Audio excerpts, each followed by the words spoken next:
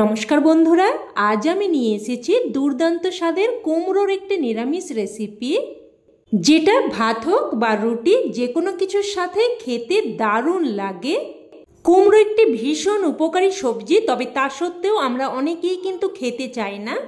তবে আমার মতো করে এইভাবে একবার বানিয়ে দেখুন, আমি গ্যারেন্টি দিচ্ছি বাচ্চা থেকে বড় সকলেই খুবই পছন্দ করবে আর একবার বানালে বারবার বানানোর রিকোয়েস্ট করবে। তো প্রথমেই আমি এখানে 250 গ্রাম মতো কুমড়ো নিয়েছি। এবার কুমড়োর খোসা এইভাবে একটু হালকা করে ছাড়িয়ে নেব। একেবারে ভালোভাবে খোসা ছাড়িয়ে নিলে কুমড়ো কিন্তু একদমই গলে যায়, তাই দেখুন এইভাবে একটু হালকা করে খোসা ছাড়িয়ে নিয়েছি। এবার কুমড়োটাকে কেটে নিচ্ছি। দেখুন এইরকম একটু বড় বড় করে কুমড়োটাকে আমি কেটে নিচ্ছি, ঠিক এইরকম সাইজ মতো করে কেটে নিচ্ছি। তো একই রকমভাবে সমস্ত কুমড়োটাই কেটে নিয়েছি। এবার এগুলোকে ভালোভাবে ধুয়ে নেব। তো এটাকে এক সাইডে রেখে দিয়ে এবার এখানে আমি নিয়েছি দুটো আলুর খোসা ভালোভাবে ছাড়িয়ে নিয়েছি। এবার আলুগুলোকে দেখুন কুমড়োর থেকে একটু ছোট সাইজ করে কেটে নিচ্ছি। দেখুন ঠিক এই রকমভাবে কেটে নিয়েছি। আর আলুগুলোকেও কেটে ভালোভাবে ধুয়ে নেব।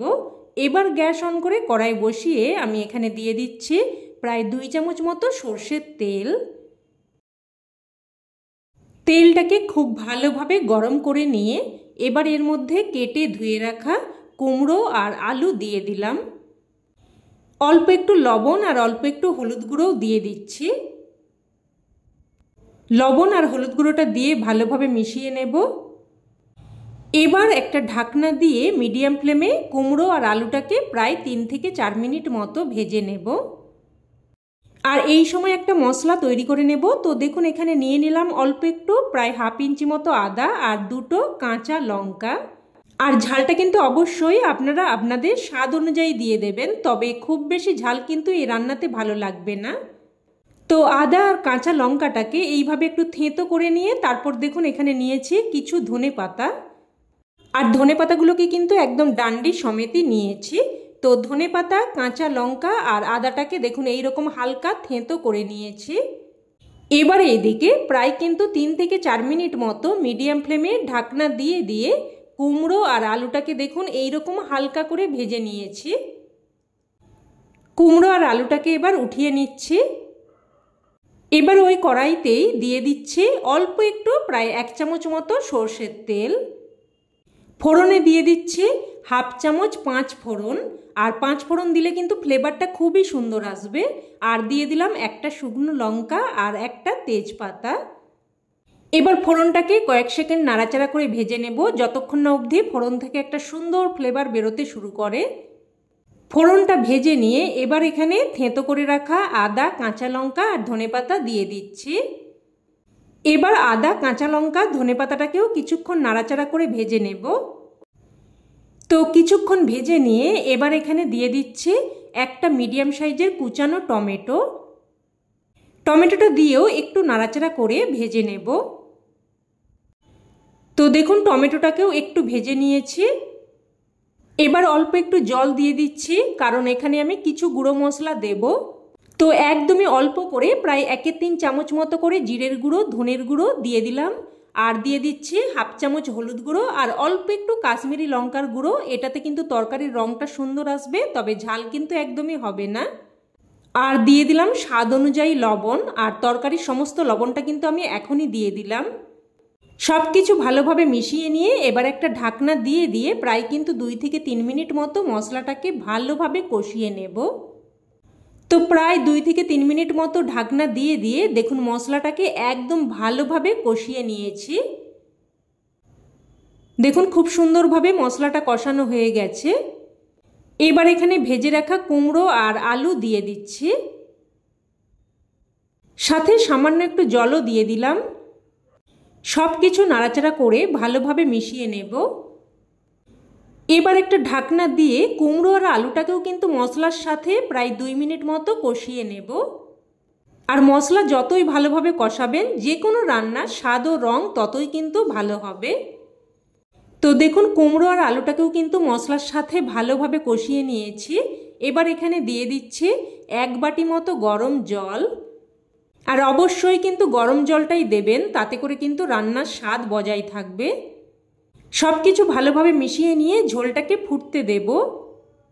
ফুটে আসলে এবার গ্যাসের ফ্লেমটাকে মিডিয়ামে করে একটা ঢাকনা দিয়ে প্রায় কিন্তু 5 থেকে 6 মিনিট মতো রান্না করে নেব। এবার এখানে আমি একটা স্পেশাল মশলা তৈরি করে নেব, যেটা দিলে এই রান্নার স্বাদ কিন্তু একদম দ্বিগুণ হয়ে যাবে। তো দেখুন, একটা তড়কা প্যানের মধ্যে আমি নিয়ে নিয়েছি 1 চামচ কালো সর্ষে আর হাফ চামচ মৌরি আর অল্প একটু কসুরি মেথি। এবার গ্যাসের ফ্লেমটাকে অন করে দিলাম আর দেখুন একদম লো ফ্লেমে এই মশলাটাকে হালকা করে কিন্তু কিছুক্ষণ নাড়াচাড়া করে ভেজে নেব। একদমই হাই ফ্লেমে ভাজবেন না, তাতে করে মশলাগুলো পুড়ে ফ্লেভার নষ্ট হয়ে যেতে পারে। তো লো ফ্লেমে দেখুন এইভাবে কিছুক্ষণ নাড়াচাড়া করে মশলাটাকে ভেজে নিয়েছি। এবার এই মশলাটাকে কিন্তু সাথে সাথেই নামিয়ে নিতে হবে, কারণ না হলে এর কুকিং প্রসেসটা কিন্তু আরও চলতে থাকবে, তাতে করে মশলাটার কিন্তু ফ্লেভার নষ্ট হয়ে যাবে। মশলাটাকে একটু ঠান্ডা করে নিয়ে তারপর দেখুন মশলাটাকে এইরকম একটু দানা মতো রেখে গুঁড়ো করে নিয়েছি, একদম মিহি করে কিন্তু গুঁড়োটা করিনি।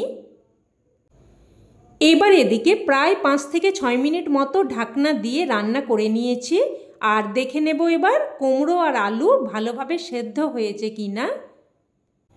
তো দেখুন আলু কিন্তু একদম ভালো মতো সেদ্ধ হয়ে গেছে আর কুমড়োও দেখুন ভালো মতো সেদ্ধ হয়ে গেছে। আর 2-1টা কুমড়ো আলু কিন্তু একটু করে ভেঙে তরকারির সাথে মিশিয়েও নিতে পারেন। এবার এখানে অল্প একটু চিনি দিয়ে দিলাম, এতে করে স্বাদটা সুন্দরভাবে ব্যালেন্স হবে আর খেতেও কিন্তু খুবই ভালো লাগবে। চিনিটা দিয়ে ভালোভাবে মিশিয়ে নিলাম। এবার এখানে সবশেষে এই ভাজা মশলার গুঁড়োটা দিয়ে দিচ্ছি। এবার সব কিছু ভালোভাবে মিশিয়ে নেব আর এই মশলাটা দেওয়ার সাথে সাথেই কিন্তু একটা সুন্দর ফ্লেভার বেরোতে শুরু করেছে। আপনারা যখন এই রান্নাটা করবেন তখন ফিল করতে পারবেন।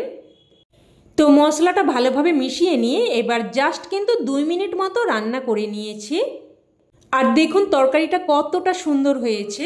তো এবার গ্যাসের ফ্লেম বন্ধ করে একটা ঢাকনা দিয়ে স্ট্যান্ডিং টাইমে রেখে দিলেই রান্না কিন্তু একদম তৈরি। এবার এটা গরমাগরম ভাত বা রুটি যে কোনো কিছুর সাথেই পরিবেশন করতে পারেন।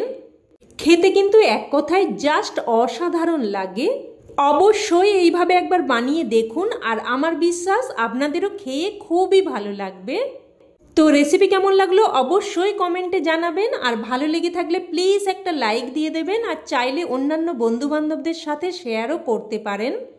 আর চ্যানেলের নতুন বন্ধু হয়ে থাকলে চ্যানেলটি অবশ্যই করে সাবস্ক্রাইব করে নেবেন। তো আজ এই অবধি, আবারও অন্য কোনো রেসিপিতে দেখা হবে। ততক্ষণে সকলে ভালো থাকবেন, সুস্থ থাকবেন আর সকলকে ধন্যবাদ।